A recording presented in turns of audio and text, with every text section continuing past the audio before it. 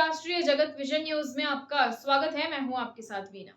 छत्तीसगढ़ में सरकारी अस्पतालों तक दवाइयां पहुंचाने की जिम्मेदारी संभालने वाले Chhattisgarh medical services corporation limited यानी कि CGMSC की कार्यप्रणाली एक बार फिर चर्चा में है। प्रदेश के नागरिकों को चिकित्सा सुविधा उपलब्ध कराने के लिए की जाने वाली दवा की खरीदी की प्रक्रिया विवादों में घिरती हुई नजर आ रही है। नई टेंडर प्रक्रिया शुरू होने और उसके अंतिम चरण में पहुंचने के बावजूद पुरानी कंपनियों के रेट कॉन्ट्रैक्ट को आगे बढ़ाने की तैयारी हो रही है।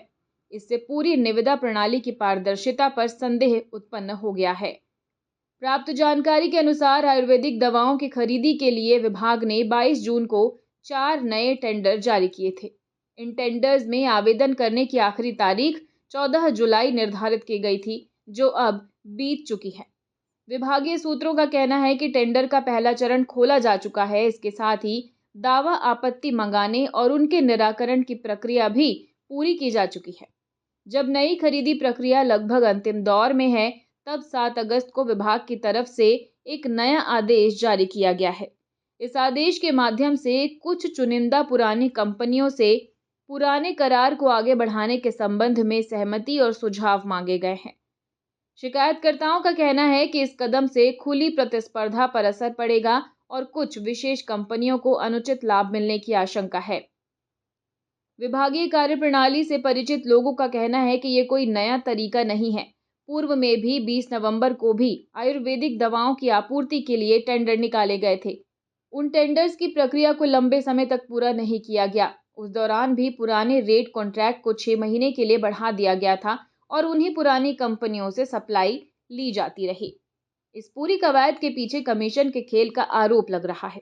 कहा जा रहा है कि लगभग 60% तक के कमीशन के लिए एलोपैथिक और आयुर्वेदिक दोनों प्रकार की दवाओं की गुणवत्ता को ताक पर रखा जा रहा है।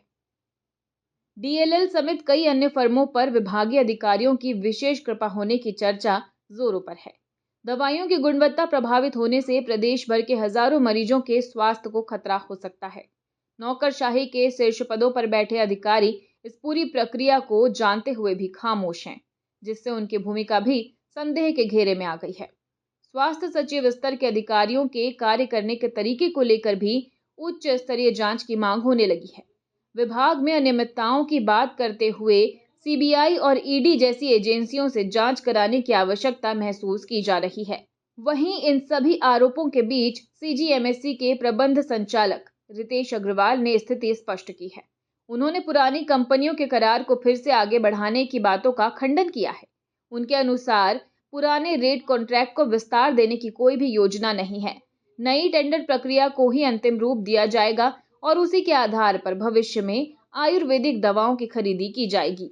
और इसी के साथ फिलहाल खबरों में इतना ही। अपडेटेड रहने के लिए हमारे चैनल को सब्सक्राइब कर लीजिए। नई खबरों के नोटिफिकेशन के लिए बेल आइकन जरूर दबाइए। नमस्कार।